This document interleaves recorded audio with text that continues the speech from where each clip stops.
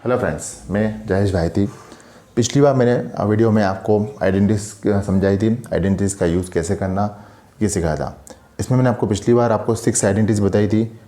उस 6 में से मैंने आपको 3 का यूज़ कैसे करना वो आपको सिखा चुका था। अब आपको जो बची हुई लास्ट की जो 3 है उनका यूज़ कैसे करना आज मैं वो सिखाने वाला हूँ।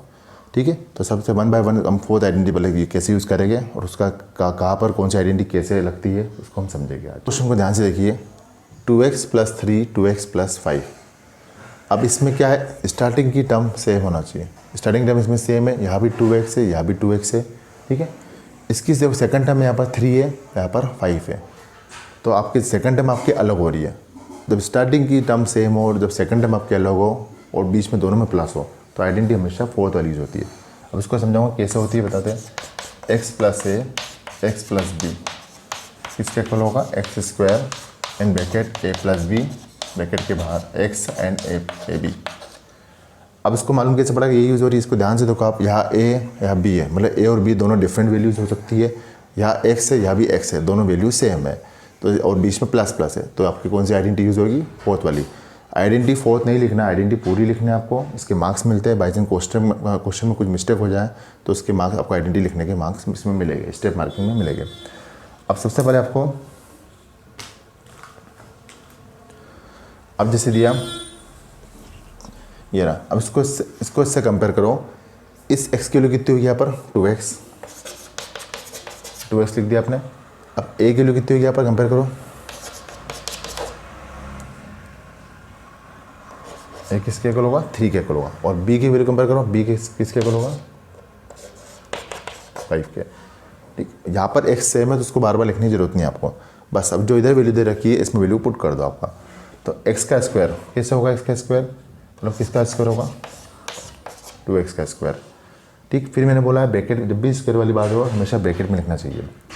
प्लस, अब a की वैल्यू कितनी है यहाँ पर, 3 है, प्लस लगा क्योंकि यहाँ पर प्लस दे रखा है। अब b कितना आपका, 5 है, और यहाँ पर x कितना है आपका, ये 2x है, इस 2x रख दो।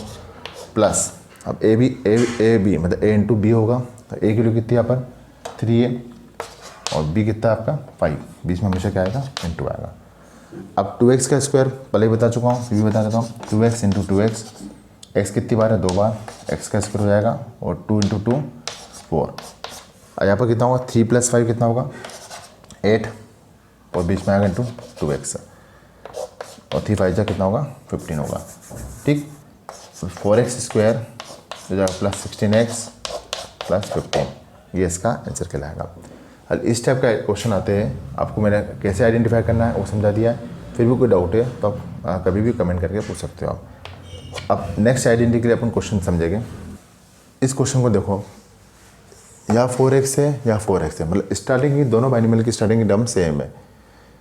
या 3 है या 3 है, सेकंड टर्म दोनों बाइनोमियल की अलग है, यहाँ 3 है और यहाँ पर 5 आ रहा है। ठीक, तो आपको आइडेंटिटी मतलब कौन सी है, 4 5 6 में से यूज़ होना है। फर्स्ट सेकंड थर्ड तो आपको हो ही नहीं सकती, फर्स्ट सेकंड थर्ड में सब टर्म सेम होना चाहिए, सिर्फ प्लस माइनस का डिफरेंस देखते हैं हम। अब आपका ये 3 है, ये -5, अब यहाँ पर यहाँ प्लस है और माइनस है। इस केस में आपका आइडेंटिटी यूज़ होती है कौन सी, 5th वाली। पहली आइडेंटिटी लगाना है तो इस केस में आपको मैं पहले भी बता चुका हूँ, फिर आपको बता रहा हूँ। यदि वाली आइडेंटिटी यूज़ कर रहे हो तो हमेशा प्लस वाली टर्म पहले आना चाहिए और माइनस वाली टर्म बाद में आना चाहिए। सपोज करो यदि क्वेश्चन यदि ऐसा दिया हुआ था 4x - 5 और 4x + 3, ठीक, मतलब माइनस पहले दे रखा है और प्लस आपका बाद में दे रखा है, तो उससे हमें चेंज करना पड़ेगा, मतलब ऐसा लिखना पड़ेगा 4x + 3 और 4x - 5। ठीक, अब क्योंकि आपको ये इसलिए ऐसा करना पड़ेगा, इसमें साइन चेंज कुछ भी नहीं होगा। जो बाद में दे रखा है उसको पहले लिख दो, जो पहले दे रखा है उसको तो बाद में लिख दो, उसके बाद फिर आइडेंटिटी एप्लीकेबल हो जाएगी। इससे आप माइनस प्लस की मिस्टेक नहीं होती। अब इसको इससे कंपेयर करो, जो बुक में आइडेंटिटी दे रखी है 4 से कैसे करना है उससे भी बता दूंगा आपको, जिससे आपको सूटेबल हो उससे आप कर सकते हो। चाहे आइडेंटिटी में 5 से करो चाहे 4 से करो। अब आपको इसको इससे कंपेयर करो, x इक्वल टू कितना है, 4x है, और आपका a कितना आपका 3 है, और b कितना आपका 5 है। अब यहाँ पर माइनस अलग से लिखने की ज़रूरत नहीं है, क्योंकि ऑलरेडी आइडेंटिटी में माइनस आ रहा है, या भी क्वेश्चन में माइनस है, तो अलग से लिखने की ज़रूरत नहीं है। अब x की वैल्यू कितनी है, 4x, या 4x² लिख दो, प्लस लगाओ। a कितना आपका 3, b कितना आपका 5 रख दो, माइनस ऑलरेडी दे रखा, अलग से कुछ भी करने की जरूरत नहीं है। एक कितना एक्स कितना है 4x है, और माइनस 3 × 5। ठीक, इसमें भी आपको माइनस दे रखा है, अलग से लगाने की जरूरत नहीं है, सिर्फ वैल्यू पुट करना ए और बी की, और एक्स की वैल्यू पुट कर दो। अब 4x का स्क्वायर, एक्स का स्क्वायर बता चुका हूँ, एक्स का स्क्वायर x ही होगा, 4 का स्क्वायर यहाँ पर 16 होगा। इसी प्रकार से 3 - 5 कितना होगा, -2 होगा। 5 में से 3 को माइनस करो, आंसर आएगा 2, बड़ी संख्या में साइन माइनस का, तो आंसर में आ जाएगा माइनस इंटू 4x और -15 आएगा। इसके आगे और सॉल्व होगा क्योंकि दोनों बाइनरी टर्म है, दोनों मल्टीप्लाई होगी। अभी हो जाएगा माइनस का 8x, 2 4 जा 8, और प्लस माइनस क्या होगा, माइनस हो जाएगा -15। ये इसका फाइनल आंसर कहलाएगा। अब इसी क्वेश्चन को मेरी आइडेंटिटी नंबर 4 से करूँगा, तो उसको ओपन करके दिखाता हूँ। जो आपको ईजी लगे उसमें कर सकते हो, पर इस आइडेंटिटी से आप कर रहे हो तो ध्यान रखना माइनस वाली टर्म को बाद में लिखना और प्लस वाली टर्म को पहले लिखना। यदि ऐसा डायरेक्ट दे रखा तो कोई दिक्कत वाली बात नहीं है, और नहीं दे रखा हो तो ऐसा करना आपको। ठीक है, दे रखा आइडेंटिटी नंबर 4 से यदि करना है तो कैसे करना है देखो। सबसे पहले सब कुछ सेम है, यहाँ पर ए और बी अलग है। ठीक, अब यहाँ पर प्लस माइनस नहीं, उसको मैं बताऊँगा कैसे चेंज करना है। अब सबसे पहले इसको कंपेयर करो, एक्स की वैल्यू कितनी होगी 4x लिख दिया मैंने, ए की वैल्यू कितनी होगी 3, या मैंने 3 लिख दिया, और बी की वैल्यू कितनी होगी। अब यहाँ पर कन्फ्यूजन होता है, इसलिए मैं बोलता हूँ हमेशा आइडेंटिटी नंबर 5 से करो, इसमें गलती नहीं होगी। अब बी यहाँ पर प्लस है आइडेंटिटी में, लेकिन क्वेश्चन में क्या माइनस है, तो बी कितना लूँगा यहाँ पर -5। यहाँ पर मुझे माइनस की वैल्यू लेना पड़ेगी। अब बस वैल्यू पुट कर दो, 4x का स्क्वायर, ए कितना आपका 3, बी कितना आपका -5, और आपका x कितना आपका 4x, और ये कितना आएगा 3 × -5। अब 4x का स्क्वायर कितना होगा 16x स्क्वायर, इसको सॉल्व करो कितना आएगा 3 में से 5 का -2 होगा, और 4x और -15, 16x स्क्वायर 2 4 जा 8, -8x -15, इसका आंसर कहलाएगा। इसमें जनरली यहाँ पर मिस्टेक, सबसे पहले तो वैल्यू मिस्टेक यहाँ पर होती है, माइनस की वैल्यू नहीं रख पाते, और फिर इसको यहाँ पर कैलकुलेशन सॉल्व करने में यहाँ पर मिस्टेक हो जाती है। इसलिए इजी तरीका है कि आइडेंटिटी नंबर 50 यूज़ करो, लेकिन इसमें ध्यान रखना, इसमें कंडीशन है प्लस की वैल्यू पहले लिखना और माइनस वाली टर्म बाद में लिखना। और इससे करना चाहो इससे भी कर सकते हो, कोई दिक्कत नहीं, दोनों सही है। आपको जो आपको ईजी लगे वो आप कर सकते हो। इस क्वेश्चन को ध्यान से देखो, 2x फर्स्ट टर्म दोनों की सेम है, या 3 या 7, ये दोनों टर्म बाद वाली टर्म दोनों में अलग है, या 3 और 7 और दोनों में माइनस है। तो इसमें आइडेंटिटी में ऑब्वियसली दोनों में माइनस है, और सेकंड टर्म दोनों की बाद वाली टर्म अलग है, तो बस इसमें कुछ करने की जरूरत नहीं है। आइडिया इसमें कुछ ज़्यादा सोचने की जरूरत नहीं पड़ती, दोनों में माइनस है, बाद के दोनों टर्म अलग है। आइडेंटिटी नंबर 6 यूज़ होना है इसमें। अब इसको कंपेयर करो, एक्स की वैल्यू कितनी होगी 2x, ए की वैल्यू कितनी होगी 3, और बी कितना होगा यहाँ पर कंपेयर करो कितना 7।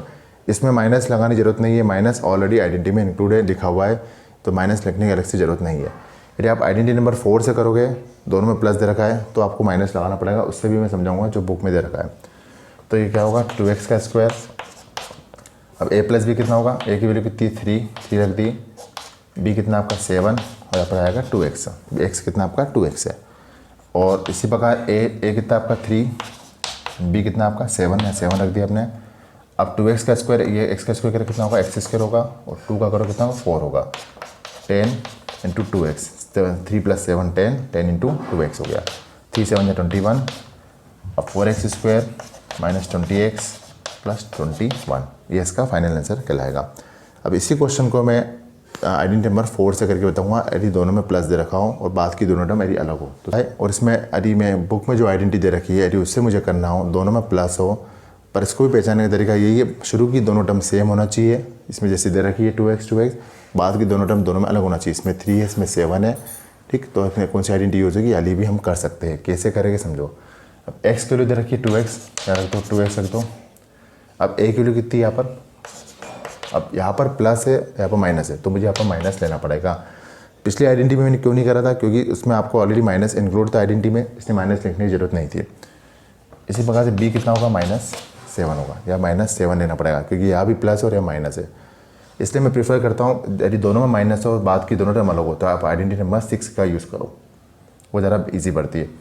अब 2x का स्क्वायर, a कितना आपका -3 और b कितना है -7। अब बच्चे यहीं पर कन्फ्यूज हो जाए कि दोनों माइनस माइनस है, ऑलरेडी माइनस देख के यू बच्चे जनरली कन्फ्यूज हो जाते हैं।